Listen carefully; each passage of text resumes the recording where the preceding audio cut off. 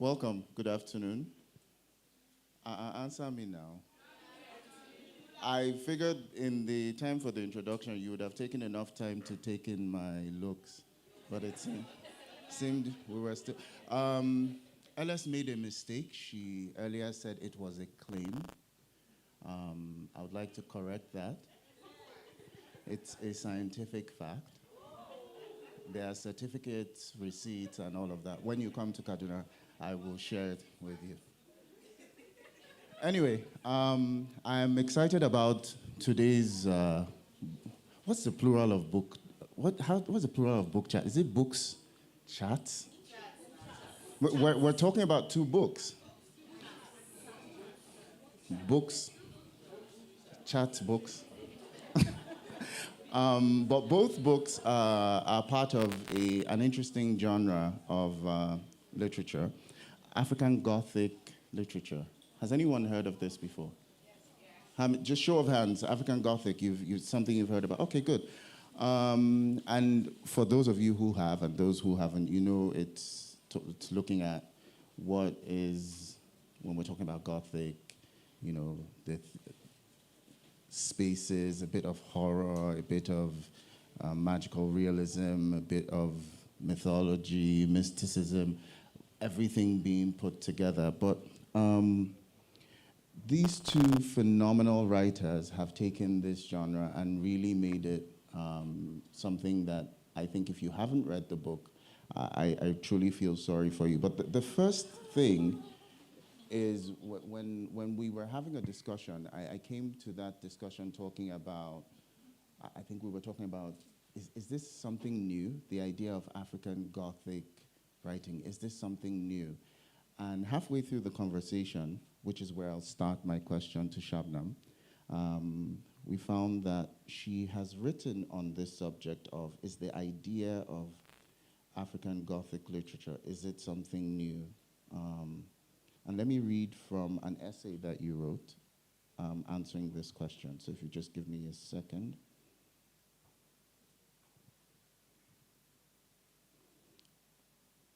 Give me 1 second. Aha. So it says, the Gothic with its deep roots was born from many things, but it was particularly a historical anxiety of the time that brought it to life. However, historical anxiety drove the ideas and development of many places, especially colonized countries. And that included South Africa and India. The stories that arose in those countries used local, cultural, religious, mythological, superstitious beliefs to encourage haunting stories that would be classified Gothic in nature from a Western point of view. Stories featured haunted homes, ghostly spirits, omens, and growing terror that, much like the Gothic, was able to articulate the social, cultural, and economic upheaval of a new world order. But, and this is the interesting part, when writers outside Anglo-Europe and North America write about the Gothic, a genre usually associated with Western literature, it is still common to say that they are reimagining or putting a new spin on an old classic. It gives the impression that these stories would not exist without the genre to begin with, and that without the Western conventions that define it, there would be no structure for those stories to build upon. However, these stories were there, they were just not being told in the West. I'm reading the words of Shubnum, and I guess that brings me to my first question to both of you about this genre, African Gothic. How did you, I want to say, how did you come about it, or how did you decide to make it the backdrop or the focus of this particular book in question? In your case, the Djinn waits 100 years, and then in your book, but I'll take you, Shubnum, first, and then Siphiwe. Firstly, I want to say I'm so excited to be here. And I was very excited when I got an invite. One of the things when I wrote this book was like, maybe I'll get invited to Ake. So I'm very excited.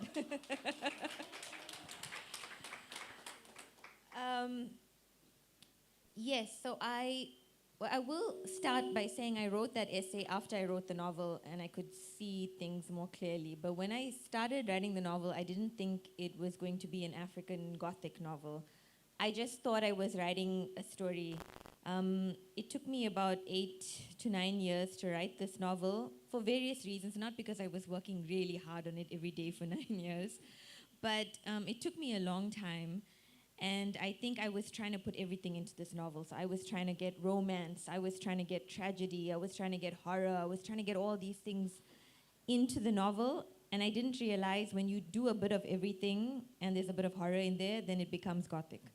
So after I wrote the novel, people were like, oh, this is a Gothic novel. And I realized the tropes were all there. You've got a house on the hill that's empty, that's being haunted. You've got broken characters. You've got this desire born of desperateness and characters who have gone through things that have really broken them, and women who are haunting the houses, and all these tropes were there. I just didn't realize because they were stories that I had already been told growing up in my South African Indian home. My family were already telling me stories about jinns. They were telling me stories about tokolosh, which is in Zulu culture, like a little man who haunts you, attacks you. And I didn't realize that if I am just telling my stories about the things I had heard growing up, that this was Gothic. And so I think that's what I was arguing in the essay, which is to say that the cultures that we come from, especially if you're outside of the West, already have all these myths and these ghostly characters and these things that haunt you. And they come particularly from people who have gone through trauma. Because I think sometimes these stories are also a way of escaping reality. A lot of these stories, the biggest storytellers in my family, my aunties, the people in my family, I had an aunt who escaped from Burma, from when Japan attacked Burma, and she escaped into India, and she was the biggest storyteller. She would tell us about how there was a ghost sitting at the end of her bed watching her every night, that there was a little doctor who would come at night to take her pressure, and everybody would say they never saw this person.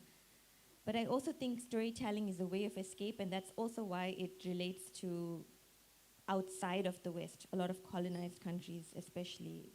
So I didn't know I was doing African Gothic, but it made sense in the end when I thought about it. First of all, thank you everyone for having us. Like Shubnum has said, I think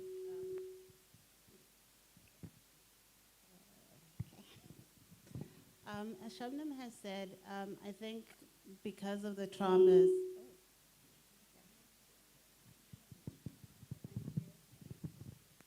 Because of the specific traumas of having lived in a settler colony, I think I was definitely more intentional about wanting to revisit the Gothic because I was very aware that in the Gothic tradition, the colony was the other.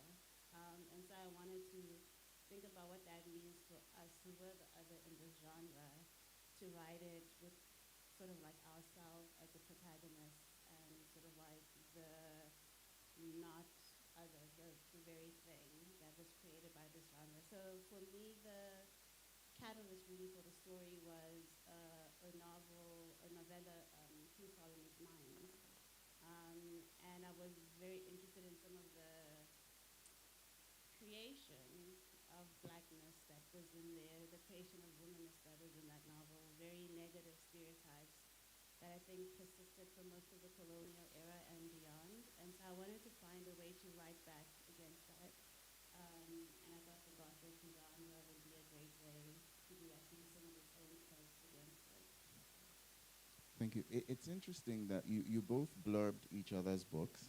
And obviously you've read each other's books and you have a lot of good things to say. But Siphiwe, in particular, you felt in light of what you were doing, being more intentional about using this trope to address certain preconceived notions and stereotypes. You said something interesting about what you felt Shubnum was doing doing the same thing regarding the structure of her book. Could you share that with? So in Shubnum's novel, as she said, there's a mansion, there's a huge house, and usually in the Gothic genre, there's something I'm doing wrong. I don't know where I'm supposed to. Okay. In the Gothic genre, usually the mansion or the castle or this big house is housed by a white man who has the power. So if you think of Mr. Rochester and Jane Eyre. And I found it very interesting reading her novel that actually the people in the house are not who we expect them to be. You know, this is in colonial South Africa, and the people in the house are an Indian family. And I thought it was a very great way of sort of like speaking back to and inverting and in many ways challenging the very ideas of the genre itself and what it does and how it creates a hierarchy. So if you break that hierarchy that it's built on, which apartheid was built on, which sort of like settler colonies were relying on, then you make us start rethinking history in its entirety, right? Just by even just that one subversion of having an Indian family in the home. So I just found it very interesting that, you know, she could do, just by playing with that one trope, sort of like make us think of all these bigger issues. I mean, I didn't intend to do that. I might have, my grandfather would tell me stories of how he came like in the 1930s on a ship to South Africa, and just South Africa he would explain about the ship journey and how it took so many days, and he and his mother were on the lower deck and they would be really sick and they would watch people on the upper decks in the first class. And I do think, although I didn't do it intentionally, I like what you're saying, Siphiwe, because I was probably thinking about that, and I was like, oh, I can write a story where I give him back the power.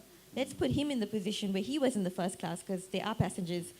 And historically, it wouldn't really make sense. But in a way, it's me claiming back it, even if I didn't realize it at the time. Very interesting. So let's start with you a bit more, or let's focus a bit more, Shubnum, on your book, The Djinn Waits 100 Years. So tell us a little bit about the book. Just give us and here's the thing. In the conversations we have, all three of us have read the books. Quite a number of them haven't read the books. So we will intentionally not give them any information that they don't need to have. Okay? No, we'll just give them enough of it, but no more than that. So can you tell us a little bit about the book?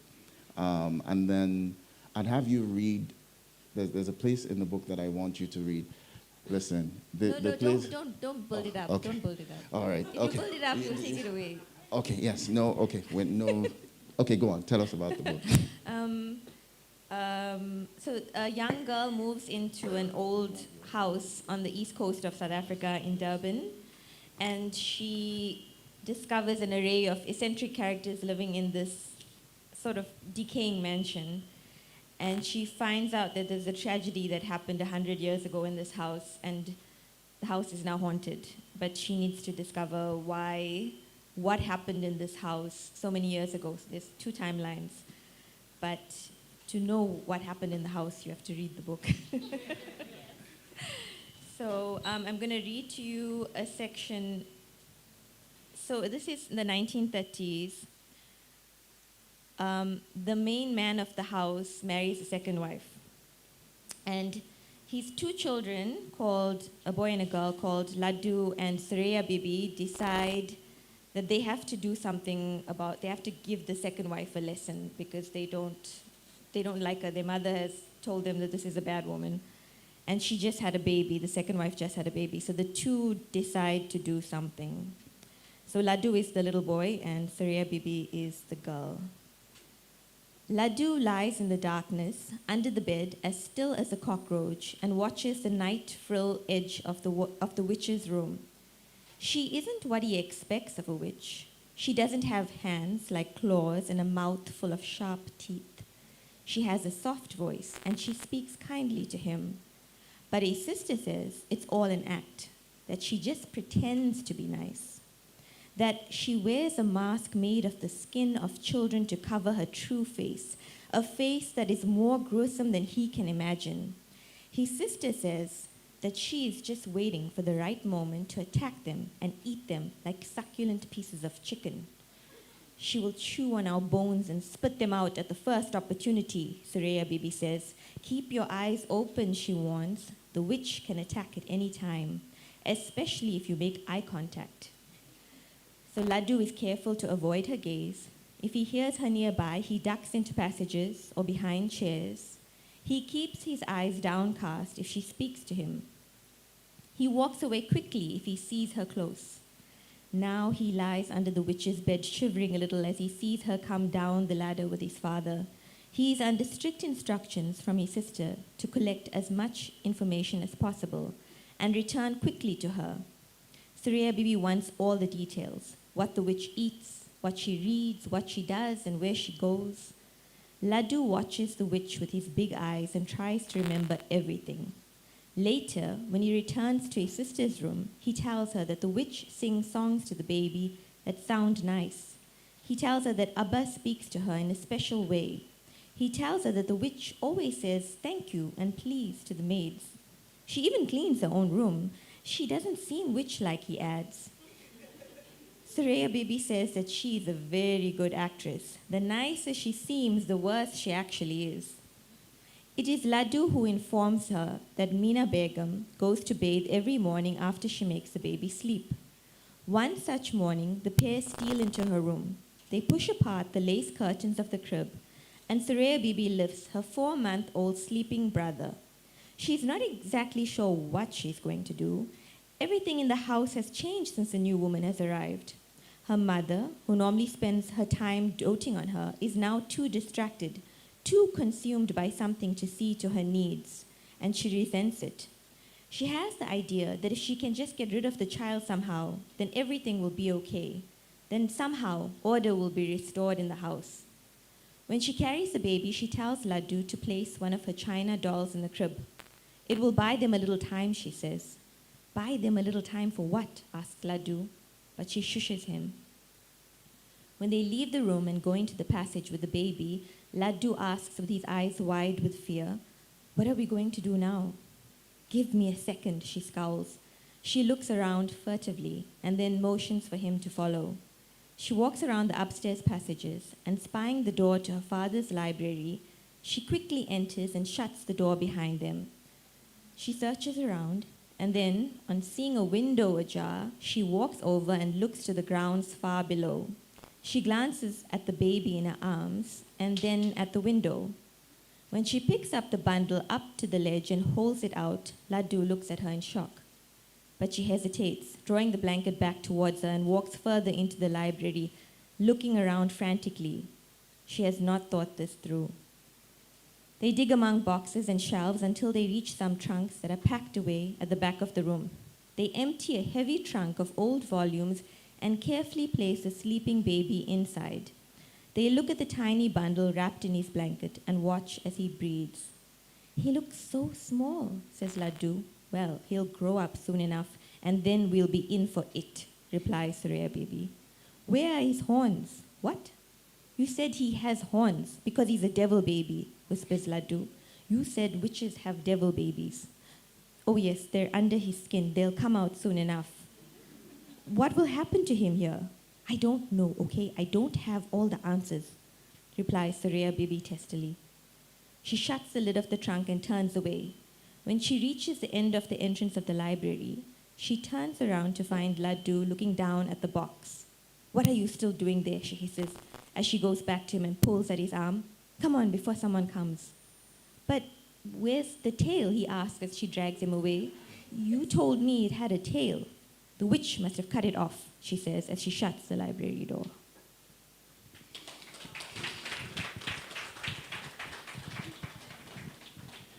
It's burning me to tell you what happens next. I won't lie to you, but you know what to do if you want to know. I think this sets the stage of where we are. So we have the castle, or the mansion in Durban. We have two timelines. The 30s and the present. And we have Mina, with kids. But then back to the present time, we also have another main character who we haven't seen yet, and the character whose name features on the cover of the book, the Djinn. So first of all, tell us, does everyone know what a Djinn is? Now, wow. You don't know what it is?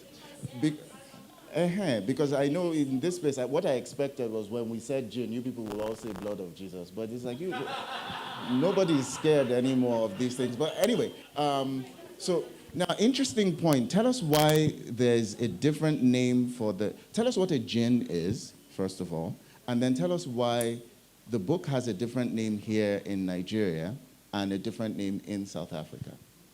Okay, so a Djinn is a creature, an otherworldly creature mentioned in the Quran, which is made of smokeless fire. Human beings can't see it, but they can see us.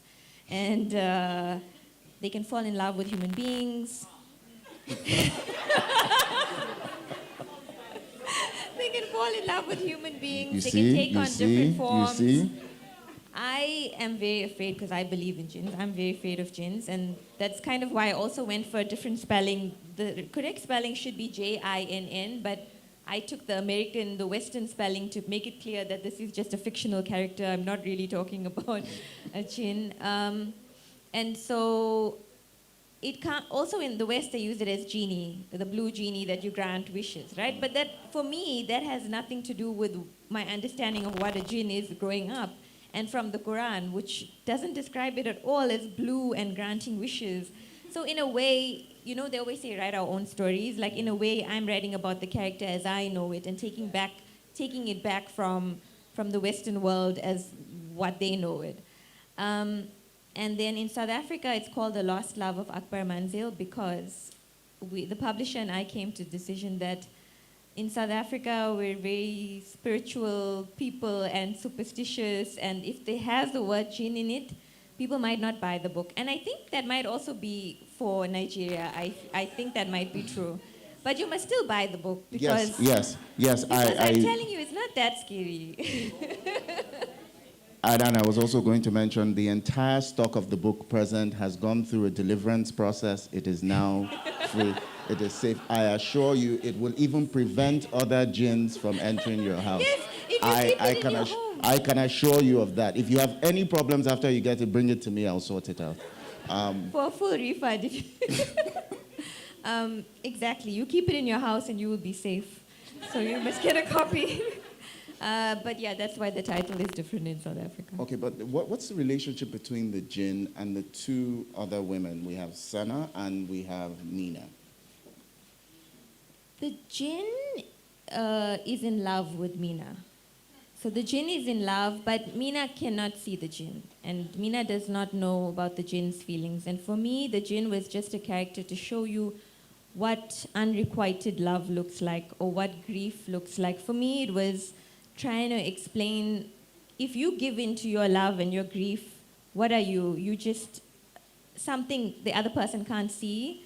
And the whole book, the Djinn is just in love and mourning and grieving and wanting to be with this woman. There's no redemption for this Djinn. It's never saved. Well, I read the book, but it's never.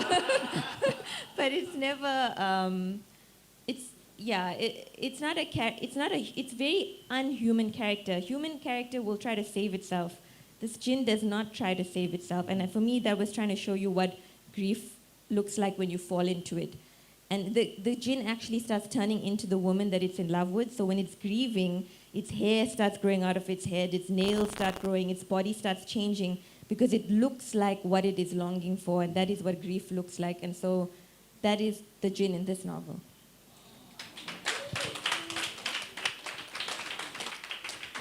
All right, I'll come back to you in a minute. Let's talk a little bit about the creation of Half-Broken People, Siphiwe. Now, I will tell you some... Okay. I was going to tell you anyway.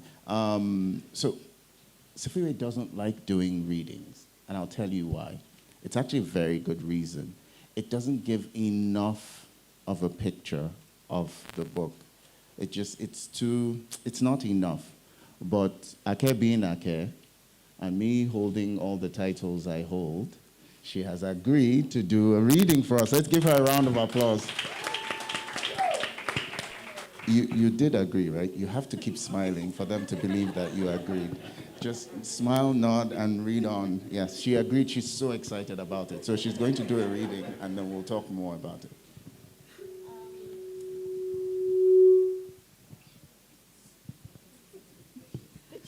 It's the Djinn. It's the Djinn. You're right. So, in order to explain what my novel is about, I'm going to read a quote that I wrote in the beginning, and then I'm going to read a poem by someone else, which was very instrumental and very foundational for the novel, and that will give you a sense of, I think, what the novel is. And so, in the very beginning of the novel, it says, "In the beginning, there was erasure. He came, he saw, he wrote, and she became Gagul." So for any of you who know, Gagul is a character in King Solomon's Mines. And so the novel is very much about the encounter between the people in the novel and this person who wrote about them. And the protagonist is an anonymous woman. Doesn't have a name for the majority of the novel. But she is very much interested in reclaiming her own history. And so I'll read a wonderful poem by Lucille Clifton, which then sort of like I will explain why it's so important. So the poem reads, "Won't you celebrate with me what I have shaped into a kind of life? I had no model, born in Babylon, both non-white and woman.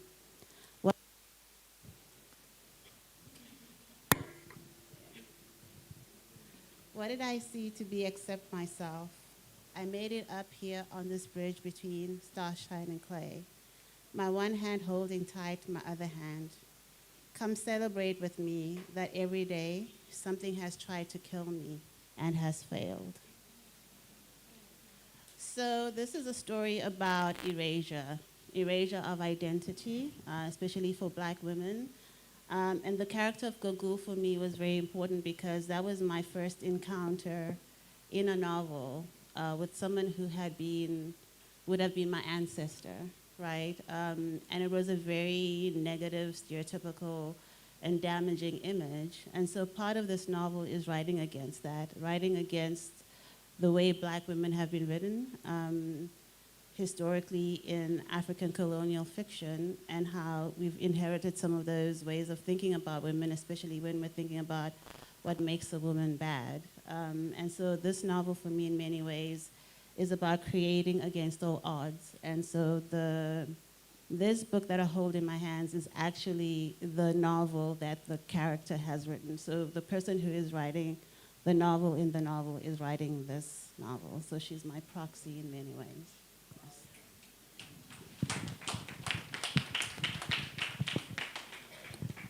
There are four women in your book, four very powerful characters. One is the anonymous woman, who we've kind of heard a little bit about. The second is maybe not in the right order, the misbegotten, misremembered, the misbegotten, and the forgotten woman. Without giving too much away, can you tell us about these women? So the misremembered woman is, in many ways, a woman who had a mental health issue at a time when people wouldn't talk about mental health issues as that. And so she's a mixed race woman who walks around a lot on her own. I won't say why. But in colonial Southern Rhodesia, where the book is set, if a woman was walking alone, it immediately meant she was mad, because she was always supposed to be protected by her husband. And so I play around with those notions of, her being seen as mad. And the reader understands that she's after something very specific. And the colonial administrators are not has exactly what she's supposed to be doing. The Misbegotten Woman is about a woman who is, I'll say it, she's white, in colonial Southern Rhodesia, white women were put on a pedestal and were supposed to be these sacred, pure things, but she has a father who cannot really take care of her. And so in many ways, she ends up being in this very liminal gray space, and she falls in all kinds of dangers because of that. And then the last woman, who's the Forgotten Woman, is turn of the century, what they used to call comfort women. She runs a brothel, she does a lot of things to make money, and she's always coming up against sort of like the colonial administrators because of who she is. But it's the kind of women we don't remember anymore because they're seen as bad, when really, when you think about it, you know, they had a lot of agency, they were able to keep the economy going, they were able to feed families, take care of people. But because the colonial space was not meant for black women, they were not part of the labor force, and so they were not supposed to be there. In many ways, their stories have been erased, and all their contributions have been erased. And so the protagonist, the anonymous woman, is tracing, I won't say why, the lives of these three women, and so in the end, we have an understanding of this history. Now, you both use the setting. In the case of the Djinn, we have I'm just going to call it a castle, even though it's not a castle. And here we have the attic. You both have these decaying backdrops or dark backdrops as the setting of the story, but also within them is also quite a bit about resilience. Tell us a bit about what's going on there? Why within, I mean, first off, with the castle, we know why the family moves in there, and what he's hoping to achieve by taking this falling apart building and working on it, and what he's trying to achieve, and the resilience that's bringing us to. And with the woman in the attic, who's very much supposed to not even be there in the first place, how this becomes a story of resilience. Can you guys speak a little bit to that? I think just to speak of the place that it's set in and how that relates to resilience is, I live in Durban in South Africa, which I feel like it doesn't get enough focus compared to the other big cities in South Africa. So Johannesburg and Cape Town will have a lot of things happening, but not Durban. And for some reason, even though I'm a person of ambition, I have lived in Durban my whole life. And normally, if you're a person of ambition, you leave the city. But for some reason, I've just always been in the city, and so I wanted to write about it. And I wanted to write. I think that also helped informing the mansion, the old house that is in this novel, which is this place that's forgotten, which is sometimes how I feel, because everyone just left Durban a lot of my friends, a lot of people, you know, I was even in love and this person left me behind, and I think I just was feeling like forgotten, and I wanted to write about a place where people go where they are forgotten and that their life has meaning, because all these people collected in this house are forgotten. They're little mix and matches of people. One's husband divorced her and abandoned her. There's another old lady upstairs. You know, there's just like little characters who all have been left alone. And then they make their own little family in that way, even though they fight so much, but they make their own little family there. And I think in terms of Durban, I was thinking about a place that's, and even a person that's forgotten. And also, Durban is a very lush, tropical place. It's on the coast. And so much is happening there, but the buildings are like breaking down because of being on the east, being a coastal city, being a mismanaged city, so nothing is being maintained. City is breaking down. So you have all these like houses in the designs of the 70s and 80s and Art Deco and these places that you can see, some big, huge houses that had big dreams that are all breaking down, and it's part of the landscape. And yet still there's something there. There's something to tell. There's a story there. There's there's life there. You know, I say sometimes if you throw a seed in the air in Durban, it will burst into a plant, because that's how lush and tropical and green it feels. And so there's life there, even in that decay. And I think I was trying to put that across in terms of place and house. Yeah. I think just to keep it similar, I think same thing with Bulawayo, which is where the novel is set. In many ways, the spread of the novel in terms of time is from the creation of what is called the City of Kings, which is Bulawayo, till the present, and just looking at its many iterations and sort of like what keeps it going, because it's a post-industrial city, and as we know, most post-industrial cities are just usually places of a lot of decay and a lot of people have left, but still people live there.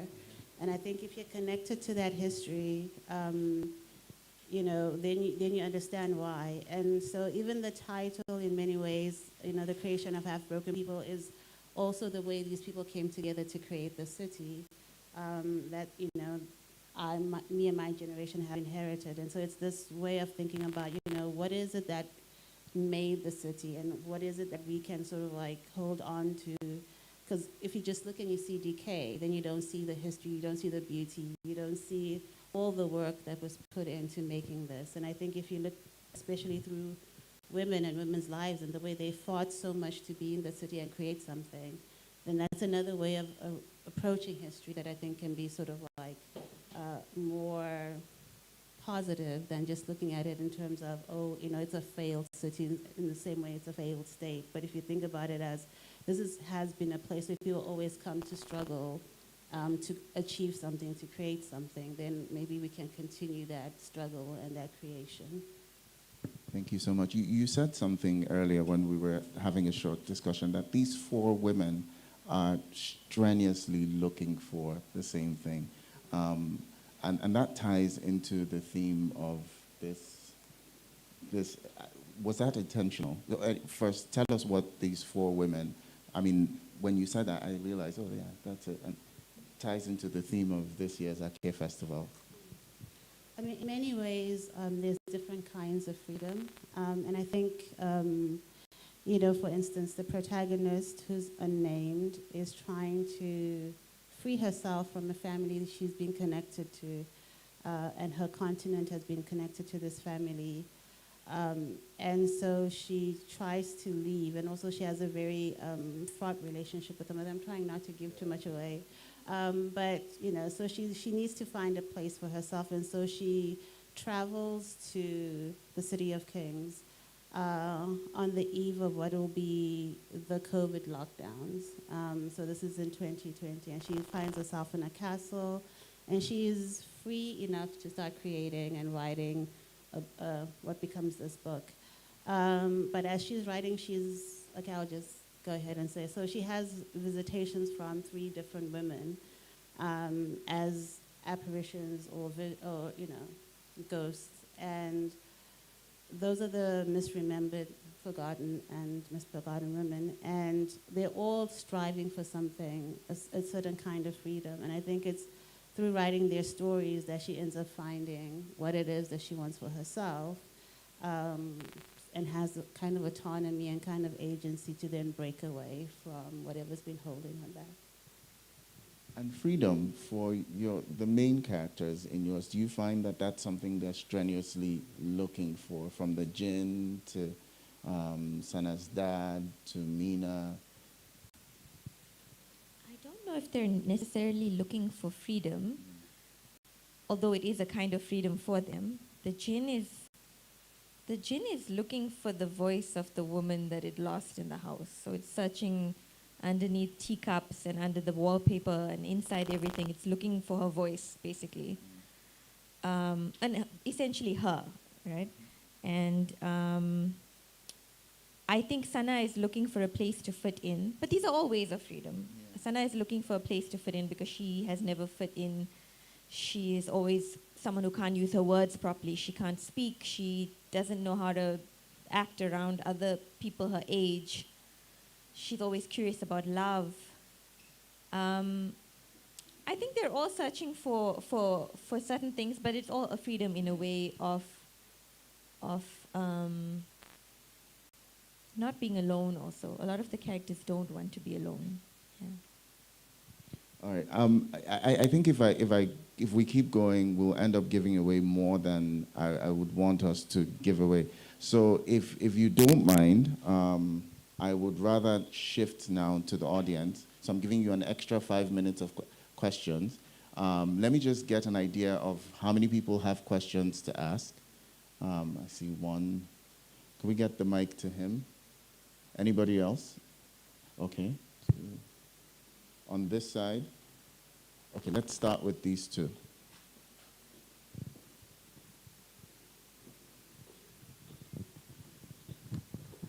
Okay, good afternoon.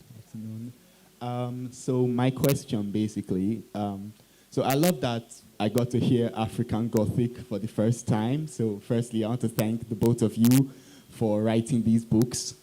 So you mentioned how Gothic has always been seen as a white, and you even said sometimes racist genre of fiction, and you managed to use it, and you took your own spin on it and made it African. So like, what advice would you have for like other genres like that have always been seen as where there are no African stories for African writers to get in, whether it's paranormal, cyberpunk, or just anything like that is not seen as a conventional African story? What would be your advice for writers to challenge that from their own eyes?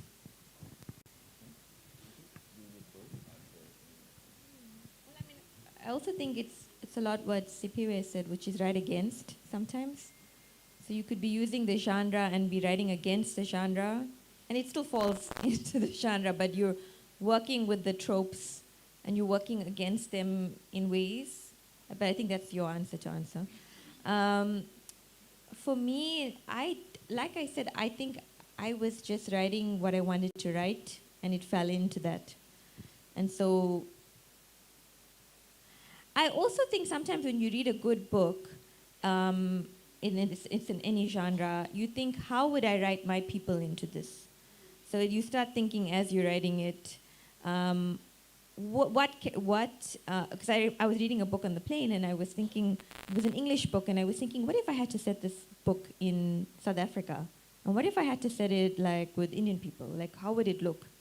And if you're actively reading like that and thinking like that, you start seeing doorways that you can enter and open and come in with your own story as well. And that's so important also. So, yeah. First of all, please stand up. Can I just say, this young man has asked a question. Yes. Thank you so much for being such an engaged member of the audience. If you are not clapping, you are wrong. If you are not clapping for the young man, you're wrong. Thank you so much. Thank you.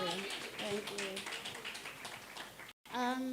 And I think I'm going to take Shubnum's answer for myself, because I think actually, like you said when you were speaking at first, we've always been telling stories. I think I don't really like labels. I don't like the categories. That's beyond us as writers. We just write, and then someone sort of like sticks the label on it. And so we find ourselves having written something called African Gothic, and we're here talking about it. But I don't think we were like, oh, we're writing, African Gothic tales, because these are, like you're talking about Dokoloshis and all these things. These are just ways we've always told stories.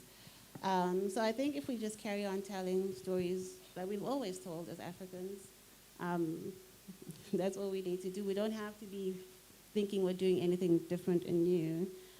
Those who put the labels will put the labels that they think will sell the books. But, we are storytellers. We've always been storytellers, and we just need to continue telling stories the way we've always told stories. Thank you very much for that question. We have another question here. In the front. Yeah. Hello. Hello, everyone. Thank you so much. So just to go with what you said, Ms. Khan, you grew up hearing stories like this about jinns, and I grew up hearing stories like that from my grandmother and grandfather. So I just wanted to ask, like, how would children in the world today access these stories since they don't have the Tales by Moonlight or Fireside Chat? And they cannot pick up your book and read it because it's, advanced spooky. So how do we, sorry, but I think of my nieces and then children in primary school and secondary school, and these stories are part of our culture. We grew up hearing it, but they are now blacked out. They don't have this, so they will only hear it as adults, and it does not have that same effect because you grew up in the world with that in your head, and it has helped you tell these kind of stories. So I'm just wondering, how do we make it inclusive for children to not miss out on this part of their culture? But it's not only for you, Ms. Siphiwe too. Thank you. I think that was for you at first. How? It's hard to answer because for me it was just something always the cousins would get together and talk about jinns. And they would, like everybody, that was the most exciting thing about getting together, these scary stories. And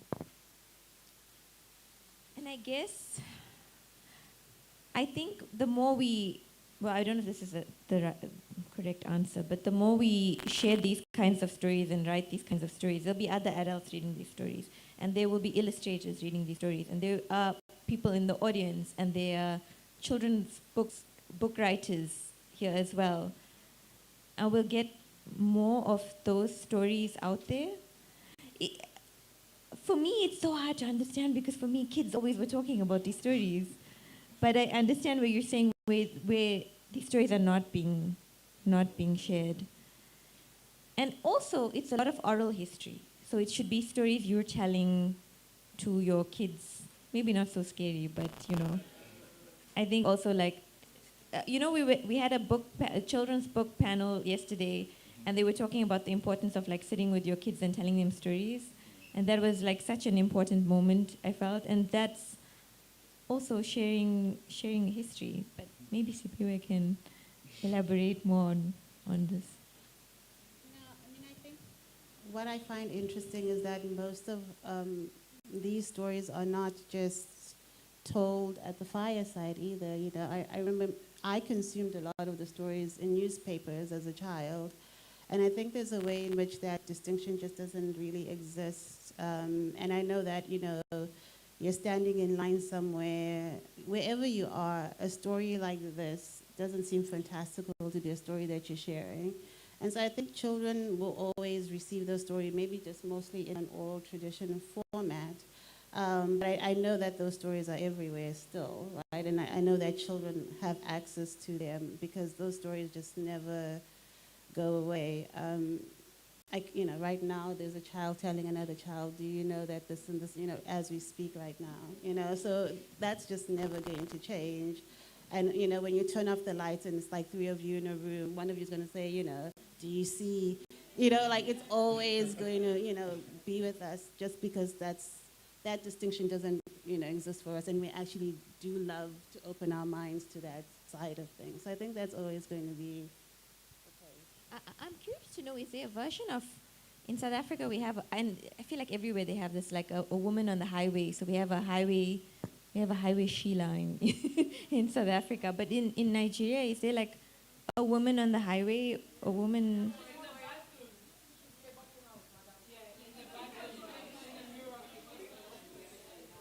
But not on the highway, not on the freeway.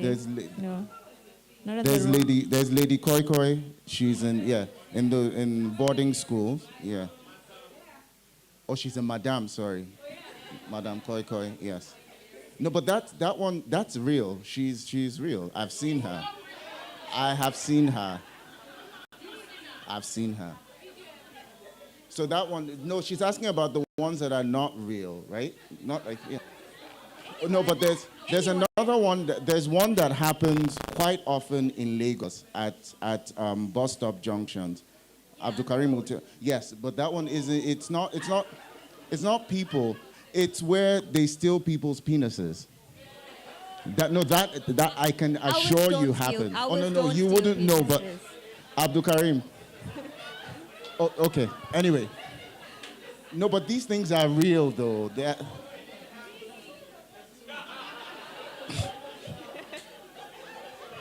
Okay. Any more questions on this side? Yes, we have two questions on this side.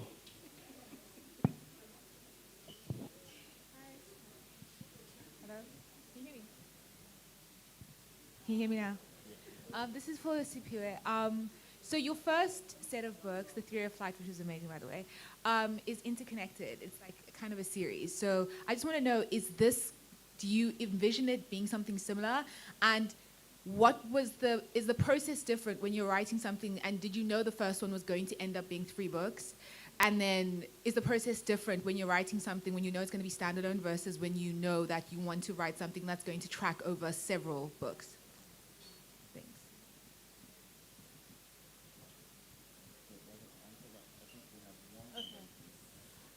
So thank you.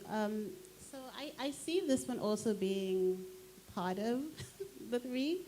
My whole thing is to write a series of interconnected novels told from a very specific place, which is the City of Kings. And so in many ways, this is also, some people will say, is it the prequel? And I say yes, and then some people say, is it the sequel? And I say yes. Because it's sort of like bridges both the beginning and the end. But I, like Shubnum, love where I come from, and so I come from the City of Kings. I come from Bulawayo, and it's one of those small places that seems not to be connected to anything. But to me, you can understand the whole history of the world just by focusing on this one place. It's had colonization, it had this whole pre-colonial history, then it had a post-industrial present, and so you can really understand a lot of history.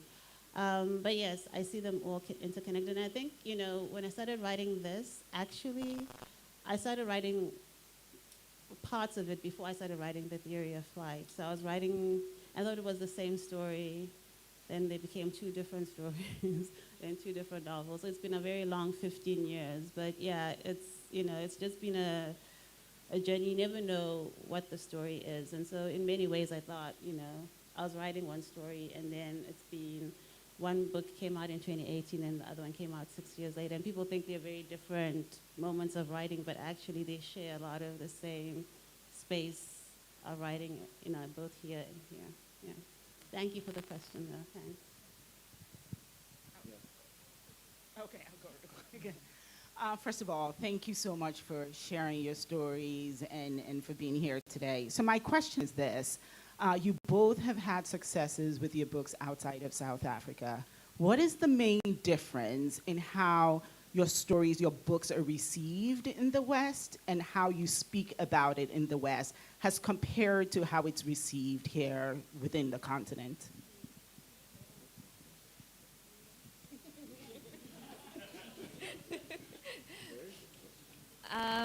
Yeah, that's such a good question. Also, yeah, because my first 2 novels were only in South Africa. I've never had the experience I've had this year, which is a book that's out in the US and the UK. And it is different. Like when I've done another festival, I've done a festival in Kenya also, and when I feel like I'm in these audiences, I don't need to explain myself so much. Like, whereas I think in America, it's strange for many people to know that there's an Indian community in South Africa. There's a big Indian community. I need to explain how we came, when we came, what we're doing there. And by that time, the time is over for me to explain what the book is about because I got to give all the context. So in that sense, it's very refreshing. I can just talk about what the book is about. I can tell you about the Djinn. I can tell you about like what my intention was. So that's nice. And in terms of speaking about the book, I mean, I think I just like that I don't have to explain so much compared to in the US. Yeah. I'll agree. I think one of the most amazing things about being published in Southern Africa is that no one is asking you too many questions. Like you give them and they already understand the whole lay of the land and everything. And then the wonderful thing about being published in Southern Africa first is that then this is already going out with all of that. So no one is trying to change any of that, or add or say explain or. And I find that has been very useful. So I actually always wanted to be published in Southern Africa first, because obviously if we understand it, then it's a story. It's understandable. But there's nothing else to add or explain, or there's no glossary that needs to be there. It's a story. And so I feel like yes, and I think when I'm and I haven't left to go talk about these books a lot in the West. You can do that on Zoom, but I just already assume if you're buying African literature and reading it, we're not explaining too many things to each other. Like we already have a level of, I'm not going to try and explain, like I just feel like we shouldn't other ourselves in these conversations. Yeah. I will say I had the other experience the other way. I was edited in the US and then the book came out in South Africa. But I will and I can imagine it would be tricky. But I will say if you have a good editor, like I had a South Asian editor and she didn't make me explain much, she didn't make me italicize anything or even explain anything about how my culture. She took it for what it was. So I do think sometimes a good editor also, but I can imagine that it's tricky the other way. Because then the South Africans were editing back on the Americans, and it was, I don't think there was much problem, or at least nobody said there was much problem, but I can imagine it gets tricky.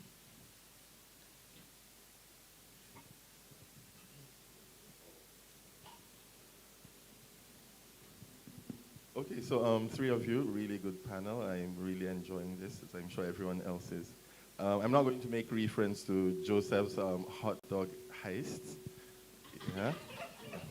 I'm just going to ask, Shubnum, this is for you, because your book, one of the subjects of your book are something I'm really interested in, maybe because of my Muslim background, all about jinns and all that. They're really complex, like, let me just use the term loosely, creatures, right, or creations. And they have their own society, their own politics, actually even in some cases their own religions, They're really, really interesting things, concepts. And I'm wondering, I'm yet to read the book. I'm going to read it. I got a copy. It seems really intriguing. Without knowing it was a festival book, I just read the blurb and I'm definitely going to read it. There's only one jinn mentioned there. Is it deliberate? Because I just feel like jinns are always in plural. They, maybe that's how it worked for you in the story. Do you have intentions of telling more stories about other jinns? Because I repeat, they're really, really intriguing concepts. Thank you. Thank you for that. I didn't want to write about a jinn. And actually, this ties in with Bumi's question, because I didn't want to write about a jinn, and I had a very small jinn character in my novel. And then the Americans were like, no, this jinn is very interesting. Make it more. And then the jinn started just like taking over because they liked the jinn a lot. And so the jinn, I didn't want to write about the jinn. I was scared. I was really scared. I was like, I'm asking for trouble. And that's why I spelled it differently. The jinn cannot speak in the novel. The entire novel, the jinn does not speak because I didn't want to give it a voice. I was scared to give it a voice. And so I don't know if I'm going to write more. But the more I go to these festivals and I talk about it and I see people are interested in it and want to hear about it, and I start learning also more about it, I'm actually thinking maybe I want to write more about it, although initially I was like, never. So I do want to write more, and then, I don't know if I'm going to write more, but I'm thinking about it. And the question about the jinn being alone, for me, I always understood jinns to be in lonely areas, so like by the sea, in empty houses, abandoned places. Like once I felt like I was being attacked by a jinn, and it was in New York, and I was sleeping in a room, and I remember saying like in my mind, like, no, you are not supposed to be here. This is a busy city. You are not supposed to be where it's quiet. And I felt like whatever weight was lifted off me. But so I always saw them as being lonely creatures. And this particular one in the novel does hang out with other jinns. And then it finds like they're too noisy. There's too much. It's wants quietness. It just wants solitude. It's just looking for solitude. So for me, this was a quiet, lonely Djinn that didn't want any company. It just wanted to be alone until it met the woman. And it's strange that it's only now that you mention it that I realized that Djinn actually never spoke. I don't know why. There's a lot that I heard him say. I'm just realizing I that never wanted yeah. it to speak.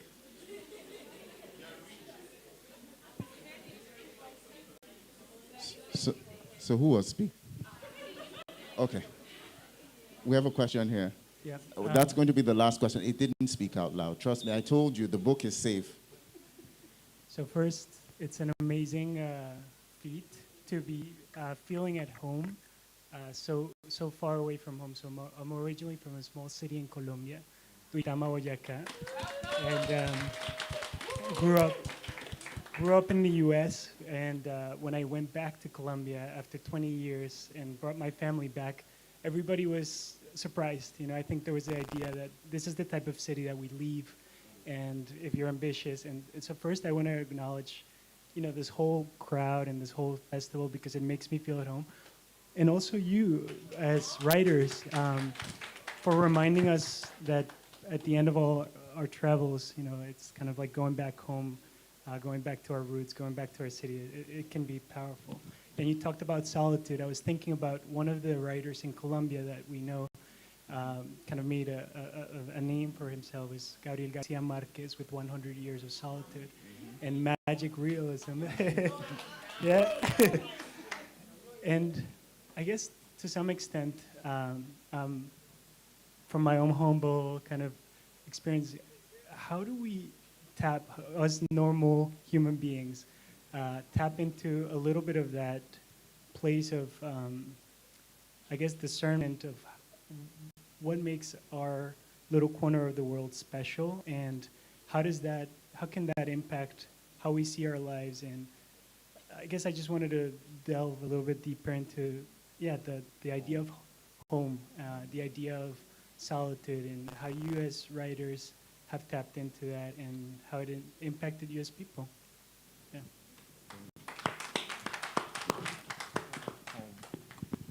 I mean, that's such a special question. Thank you for asking that, because I think we all think about that, and I've been thinking about it a lot also. And I think for me, okay, I was like always imagining myself in a big city. I'm going to move to London, I'm going to move to New York, and life just didn't turn out that way. And then I was like, well, I'm here, and I'm a writer, and I need, and also if you're in a place for a long time, it becomes like a friend. You know the place. Like, I know things about the season now. I know when summer is coming in. I know when things have to be changed. When it's like breathing. You can hear, you can sense something is changing. You know when certain fruits are coming into the city at that time of the month. You know something is coming. You know people come in December and then they leave. And you have to listen. So if you wanna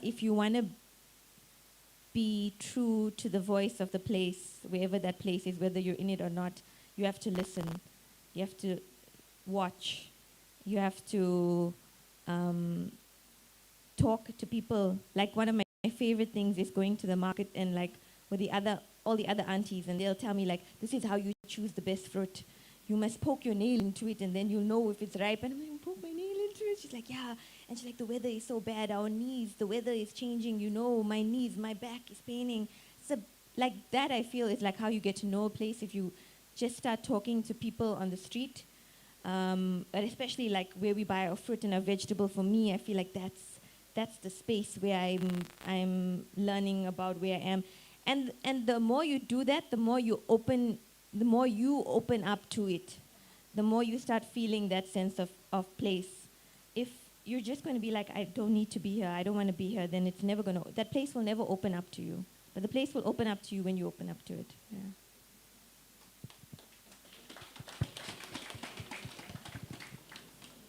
I think that's a great place to end. But it's true. I think home is something that you can carry with you, but I think in many ways the texture of home is very difficult to replicate. And so like if you can get back to that place, if you're lucky enough to be able to get back to that place, and I think both of us have been lucky enough to get back to that place, and write from the places that we love. And, you know, that's just a symbiotic, reciprocal thing, and I think it's very rare. And so I think we feel honored and privileged to be able to do it, but it's nice to be able to share our worlds with people, and they share, you know, we've all read 100 Years of Solitude, and so we know what you're talking about because we've been in that place, and the very texture was explained to us, so we felt like we were there. So if we all do that, then we all live in the world in those ways through books and things. Yeah. Ladies and gentlemen, we started off the discussion, this very African Gothic discussion, with a quote from an essay written by Shubnum, one of my guests. So it's only fitting that we also close with a quote from that same essay, which I'll send you the link afterwards. It says, "Decolonizing the Gothic should not mean to reimagine traditional Gothic stories with new characters in new places. It means to recognize that these Gothic stories were happening in other cultures and places outside the Western world. That common Western Gothic tropes exist as their own version in other parts of the world, or as Glenys Byron put it in Global Gothic, there's a growing awareness that the tropes and strategies Western critics have associated with the Gothic, such as a ghost, vampire, zombie, have their own counterpart in other cultures. However differently these may be influenced by specific histories and belief systems. It is to acknowledge that Gothic literature, with its haunted homes, lonely landscapes, broken characters, and longing born of deep despair, has always been a universal story, not a Western one." So ladies and gentlemen, a big round of applause to Shubnum. A big round of applause to Siphiwe. If you haven't gotten the book, go outside, get it, have them sign it. Or of course,